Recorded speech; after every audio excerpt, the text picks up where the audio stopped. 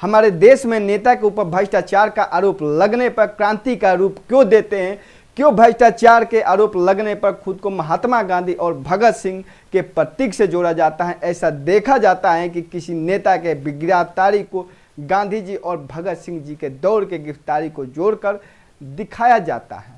सवाल यह है कि भ्रष्टाचार का आरोपी क्रांति कब से होने लगा? एक दौर था, आरोप लगने पर नेता नैतिकता के आधार पर इस्तीफा दे देता था और अपने पाक साफ निकलने का इंतजार करता था।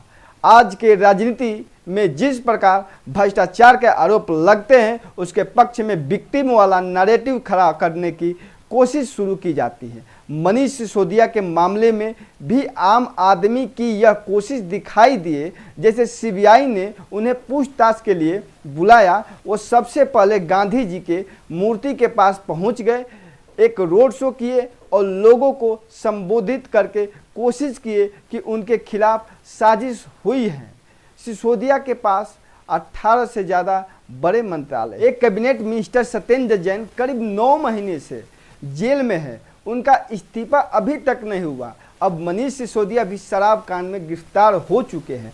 अब देखते हैं कि आखिर ये मामला क्या है, शराब बेचने के नियम कानून क्या है, सरकार लाइसेंस कैसे जारी करती है। आज हम इस टॉपिक पे बात करेंगे और क्या हकीकत है, क्या सच्चाई है, आज हम वो सब पे बात करेंगे। दोस्तों, अगर आप लोग चैनल को सब्सक्राइब नहीं किए हैं तो अभी चैनल को सब्सक्राइब कर लीजिए और हमारे साथ जुड़ जाइए। तो बात कर रहे हैं दोस्तों हम, दिल्ली सरकार 2 तरह के लाइसेंस जारी करती है, एक L1 और एक L10। L1 उन दुकानों को दिया जाता है जो लोकल मार्केट और कम्युनिटी सेंटर होता है। L10 क्या होता है? शॉपिंग मॉल में विन शॉप के लिए होता है। यह नियम 2003 से चला आ रहा है। पुरानी नियम के तहत दिल्ली में शराब की कुल 864 दुकानें थी। 2020 दिल्ली सरकार ने नई सरकार नीति का प्रस्ताव रखा। 17 नवंबर 2021 को लागू किया कि नई आबकारी नीति में पूरी तरह प्राइवेट कर दिया। दिल्ली को 32 जोनों में बांट दिया गया। हर जोन में 27 दुकानें खुल सकती थी। इस तरह दिल्ली में कुल 849 दुकानें खुली। शराब पीने की उम्र 25 से घटाकर 21 कर दिए। लाइसेंस धारियों के लिए काफ़ी ढील दी गई। तो सरकार द्वारा तय MRP पर बेचने के बजाय छूट दे सकते थे या स्तर से कीमत निर्धारित कर सकते थे, जिसमें दुकानों ने खूब डिस्काउंट चलाया, जिसमें भारी भीड़ उमड़ पड़ी। एक पर एक फ्री, एक पेटी पर एक पेटी फ्री। आप लोग अगर दिल्ली के होंगे तो आप लोग देखे ही होंगे। इस फैसले के पीछे दिल्ली सरकार ने माफिया राज खत्म करने का दावा किया। साथ में यह भी दावा किया कि इससे सरकार के राजस्व में इजाफा होगा। इसके बाद दिल्ली सरकार ने राजस्व बढ़ने की भी दावा किया। इसी बीच 2022 में दिल्ली कैबिनेट की बैठक हुई। इसमें मंत्रियों के समूहों ने कुछ और बदलाव कर प्रस्ताव रखा। इसमें शराब का होम डिलीवरी और सुबह 3 बजे तक दुकान खोलने और लाइसेंस धारियों को और छूट देने की अनुमति देने का प्रस्ताव किया। प्रस्ताव लागू होने से पहले दिल्ली सरकार के मुख्य सचिव से होकर यह फाइल गुजरती है। दिल्ली सरकार के मुख्य सचिव हैं नरेश कुमार ने प्रस्ताव पर गौर किया तो उनको इसमें बहुत खामियां दिखी। 8 जुलाई 2022 को नरेश कुमार ने आबकारी विभाग संभाल रहे मनीष सिसोदिया को एक रिपोर्ट भेजी और कुछ सवालों का जवाब मांगी। रिपोर्ट की कॉपी दिल्ली के मुख्यमंत्री अरविंद केजरीवाल और दिल्ली के उपराज्यपाल को भी उसी दिन भेजी। मुख्य सचिव ने अपने रिपोर्ट में कहा कि मनीष सिसोदिया बिना उपराज्यपाल के अनुमति आबकारी नीति में बदलाव किए।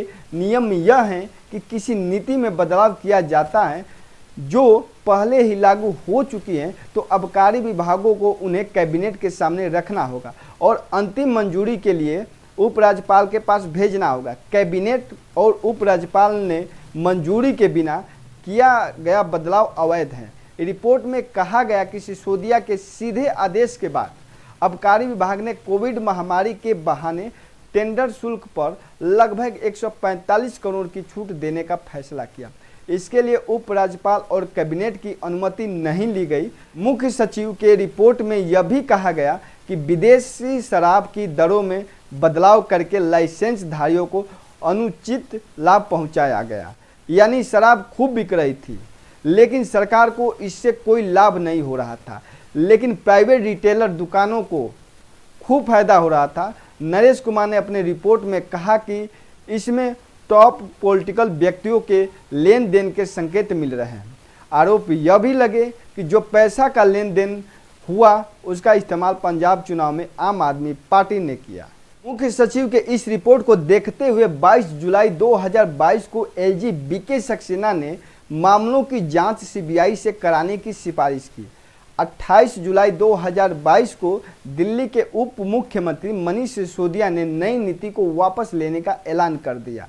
17 अगस्त 2022 को सीबीआई ने नई आबकारी नीति धोखाधड़ी रिश्वतखोरी के आरोप में मनीष सिसोदिया तत्कालीन आबकारी विभाग के अधिकारियों और कारोबारियों के खिलाफ मुकदमा दर्ज कर लिया। 19 अगस्त 2022 को सीबीआई ने मनीष सिसोदिया और 3 अन्य लोगों के घर छापा मारा। 22 अगस्त 2022 को ईडी ने मामले में दाखिल होती है।